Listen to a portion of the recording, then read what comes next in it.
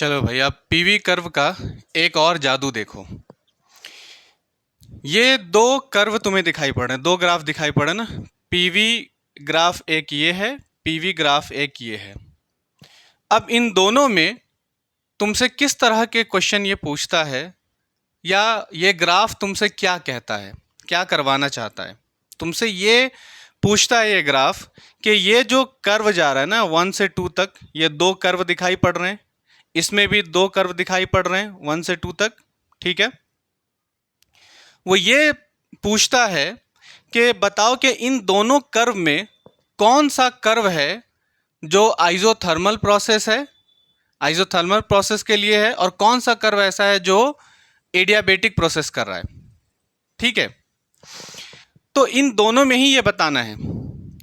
तो अब यहां तो दिमाग चकरा जाता है कि भाई कैसे ये पता करें हम लोग कि कौन सा कर्व, ये देख कर कि कौन सा कर्व आइसोथर्मल है और कौन सा कर्व एडियाबेटिक है। तो वेरी इजी, इसके लिए हमें एक कॉन्सेप्ट की तरफ चलना है, ठीक है। वो कॉन्सेप्ट क्या है?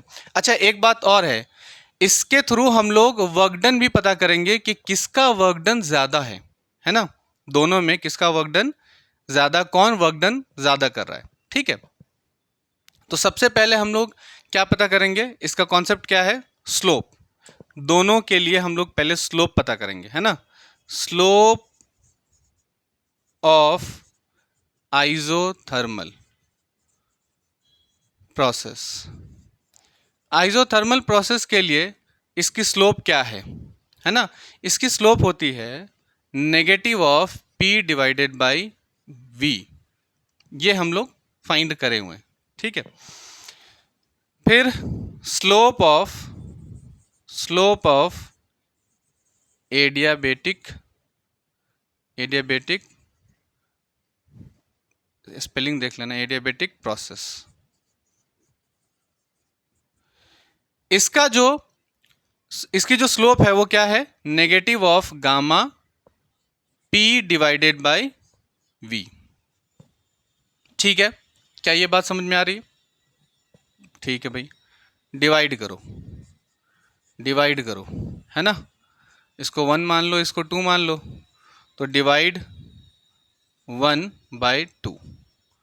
1 को 2 से डिवाइड कर दो, तो अगर डिवाइड करोगे तो क्या मिलेगा? ये तुम्हें मिलेगा दोनों तरफ में ये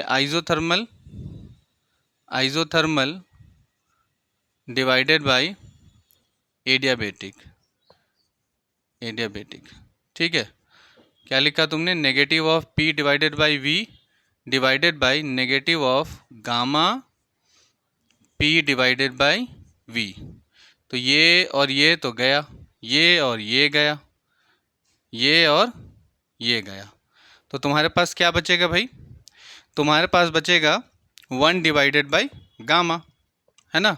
क्या बचेगा यहाँ से तुम्हारे पास? 1 डिवाइडेड बाई गामा। तो isothermal divided by adiabatic is equals to 1 divided by gamma. और अगर इसे ठीक से लिखोगे तो क्या लिखोगे भाई? तुम इसे ठीक से अगर लिखोगे तो गामा इधर चला जाएगा, एडियाबेटिक इधर चला जाएगा। इसका ये मतलब है कि ये हो जाएगा slope of adiabatic is equals to gamma times slope of isothermal, ठीक है। तो तुम यहां से क्या पता कर पा रहे हो? इससे तुम क्या पता कर पा रहे हो? इससे तुम ये पता कर पा रहे हो कि एडियाबेटिक का जो स्लोप है ना, वो गामा टाइम्स किसके है? आइसोथर्मल के स्लोप के। सही है। तो क्या पता चला इससे ये पता चला कि एडियाबेटिक प्रोसेस की जो स्लोप होती है वो स्लोप ऑफ आइसोथर्मल से ज्यादा है। गामा टाइम्स का क्या मतलब हो गया? ये मल्टीप्लाइड बाई समथिंग है ना। मल्टीप्लाइड बाई समथिंग का ये मतलब हो गया कि इधर वाली जो चीज़ दी हुई है वो उधर वाले से ग्रेटर है। तो इसका ये मतलब है कि slope of adiabatic is greater than slope of isothermal. तो इससे क्या पता चला हम लोगों को इससे ये अच्छा, ये निकाला क्यों है हम लोगों ने? ये निकाला हम लोगों ने इसीलिए कि इस स्लोप से हम लोग ये पता कर लेंगे कि ये कर्व या ये कर्व, ये कर्व या ये कर्व, इनमें से कौन आइसोथर्मल है और कौन तुम्हारा एडियाबेटिक है। ठीक, कैसे पता करोगे? स्लोप का क्या मतलब है? स्लोप का मतलब फिसल पट्टी। स्लोप का एक मतलब ये समझ लो, स्लोप का एक मतलब क्या है? स्लोप का एक मतलब है फिसल पट्टी। अरे वही तो है यार, है ना, जो पार्क में बच्चों के लिए वो जो फिसलने की जो पट्टी बनाई होती है ना। तो इसमें देख देख लो, जिसकी फिसल पट्टी ज़्यादा, स्लोप ज़्यादा, जिसकी फिसल पट्टी ज़्यादा, स्लोप ज़्यादा, जिसकी स्लोप ज़्यादा वो एडियाबेटिक, और जिसकी स्लोप कम वो आइसोथर्मल। तो इसका ये मतलब है कि फिसल पट्टी अगर तुम ये वाली नीचे वाली देखो, नीचे वाली, है ना, तो नीचे वाली फिसल पट्टी ज़्यादा फिसलने वाली है ना। तो इसका ये मतलब है कि ये क्या है? एडियाबेटिक है। और ये क्या है? तो आइसोथर्मल है। समझ पा रहे हो इस बात को? क्या ज़बरदस्त कॉन्सेप्ट है ना। यहाँ देखो किसकी फिसल पट्टी ज़्यादा है, तो ऊपर वाली की फिसल पट्टी, ऊपर वाली फिसल पट्टी क्या है? फिसलन ज़्यादा है, वो ज़्यादा कर्व है ना, तो उसकी स्लोप ज़्यादा है। तो इसकी स्लोप ज़्यादा, तो जिसकी स्लोप ज़्यादा वो एडियाबेटिक, तो ये एडियाबेटिक है, ये एडियाबेटिक है। तो इसका ये मतलब है कि ये क्या है? आइसोथर्मल है। ठीक है, ये आइसोथर्मल है। क्या ये बात समझ में आ रही है? अब तुम्हें आइसोथर्मल और एडियाबेटिक अगर ऐसे कर्व से निकालने के लिए कहा जाए ना, तो बिल्कुल भी कंफ्यूज ना होना, है ना। क्यों? अगर तुम्हें नहीं पता है, ना समझ आए, तो क्या कर लेना है? स्लोप फाइंड कर लेना है। स्लोप फाइंड करने के लिए इनकी जो स्लोप है वो देख लो और उससे फाइंड कर लो, इस तरह से पता चल जाएगा। समझ आती है बात? ठीक है। अब इसमें एक क्वेश्चन ये उठता है कि इनमें से किसका वर्क डन ज़्यादा है? किसका वर्क डन ज़्यादा है? तो वर्क डन, अब अगर वर्क डन पूछ रहा है कि वर्क डन किसका ज़्यादा है, तो तुम ध्यान से देखो ना, ये पीवी कर्व है और पीवी कर्व हमें, उससे हमें क्या फाइंड करना है? वर्क डन फाइंड करना है। तो पीवी कर्व से अगर वर्क डन फाइंड करना होता है तो उसके लिए हम क्या करते हैं? उसके लिए उससे एरिया फाइंड करते हैं। जो भी कर्व दिया रहता है उसका एरिया फाइंड करते हैं। तो एरिया फाइंड करो। एरिया तुम देखो, अगर तुम ऊपर वाली फिसल पट्टी यानी आइसोथर्मल के लिए जो फिसल पट्टी है उसे ध्यान से देखो और वहां से यहाँ तक जो एरिया लेना है ना, वो एरिया देखो। अगर ये एरिया तुम देखो, ये ब्लू मार्कर से जो एरिया मैंने लाइन की है ना, अगर उसे ध्यान से देखो तो इसका एरिया और एडियाबेटिक जो स्लोप तुम्हें दिखाई पड़ रही है फिसल पट्टी, वहाँ का एरिया अगर तुम देखो ब्लैक वाले का, तो किसका एरिया ज़्यादा दिखाई पड़ रहा है? तो एरिया आइसोथर्मल का ज़्यादा दिखाई पड़ रहा है। तो अगर आइसोथर्मल का एरिया ज़्यादा दिखाई पड़ रहा है तो इसका ये मतलब है कि किस कर्व से तुम्हें एरिया ज़्यादा मिला, तो आइसोथर्मल कर्व से एरिया ज़्यादा मिला। अगर आइसोथर्मल से एरिया ज़्यादा मिला तो किसका वर्क डन ज़्यादा है? आइसोथर्मल का वर्क डन ज़्यादा है। तो इस ग्राफ में हमें क्या दिखाई पड़ रहा है? इस ग्राफ में हमें दिखाई ये पड़ रहा है कि इसका जो वर्क डन है, इसका जो वर्क डन है, work done by isothermal, work done by isothermal, वो ग्रेटर है, वो मोर है work done by adiabatic, adiabatic process. समझ पा रहे हो इस बात को? समझ पा रहे हो इस बात को? ठीक है। इसी तरह से अगर तुम इस ग्राफ को ध्यान से देखो तो बात वही पड़ रही है ना। क्या? हमें एरिया फाइंड करना है। क्यों? क्योंकि पीवी कर्व से एरिया जब फाइंड करते हैं तो वो एरिया एरिया नहीं, क्या होता है? वर्क डन होता है। ठीक है, तो इससे हमें वर्क डन फाइंड करना है। तो वर्क डन के लिए एरिया देख लो, किसका ज़्यादा एरिया है। तो देखो ज़रा ब्लैक वाले से देखो किसका एरिया ज़्यादा लग रहा है ना। ब्लैक वाले को देखो और ब्लू वाले को देखो, किसका एरिया ज़्यादा है। तो यहाँ इस कर्व में, इस पीवी कर्व में, यहाँ एडियाबेटिक कर्व का जो एरिया है ना, वो हमें ज़्यादा मिल रहा है। तो जिसका एरिया ज़्यादा उसका वर्क डन ज़्यादा। तो यहाँ वर्क डन बाय एडियाबेटिक वो मोर मिल रहा है वर्क डन बाय किससे? वर्क डन बाय आइसोथर्मल से। क्या ये बात समझ में आती है? It's a very easy concept. मज़ा आया? ठीक है।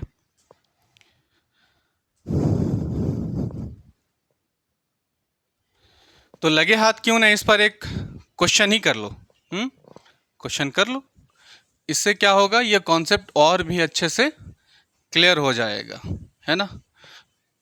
बहुत मज़ेदार चैप्टर है और इसके कॉन्सेप्ट भी मज़ेदार है, मज़ा भी आएगा और सीख भी लोगे, है ना। देखो क्या कह रहा है, कह रहा है कि एक गैस है ना। क्वेश्चन कह रहा है कि गैस है एट प्रेशर P और volume V, at pressure P volume V, जो क्या कर रहा है, जो एक्सपेंशन कर रहा है, जो गैस है तो जो एक्सपेंशन कर रही है ना, अप टू वॉल्यूम 2V। तो ये गैस एक्सपेंशन कर रही है अप टू कहाँ तक? 2V तक। वॉल्यूम V है तो 2V तक कर रही है, ठीक है। वाया थ्री प्रोसेस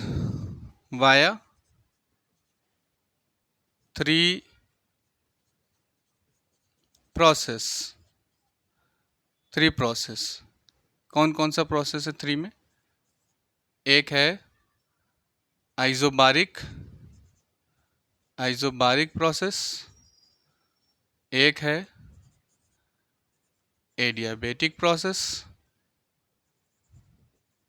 और एक है आइसोथर्मल प्रोसेस, ठीक है। ये 3 प्रोसेस से एक गैस क्या कर रही है? एक्सपेंशन कर रही है, जिसका वॉल्यूम V था कहाँ तक? 2V तक, ठीक। तो क्वेश्चन में पहला जो क्वेश्चन है वो क्या कह रहा है? वो कह रहा है फाइंड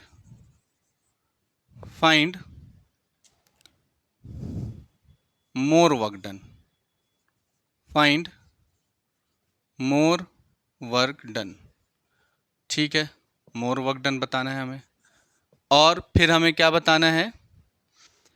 फाइनल प्रेशर, मोर फाइनल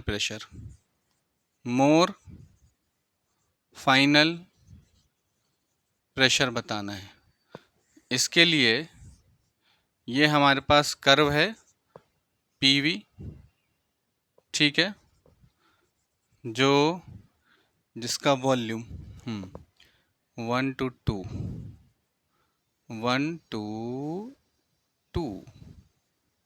वॉल्यूम V था, फिर वॉल्यूम हो गया 2V, ठीक।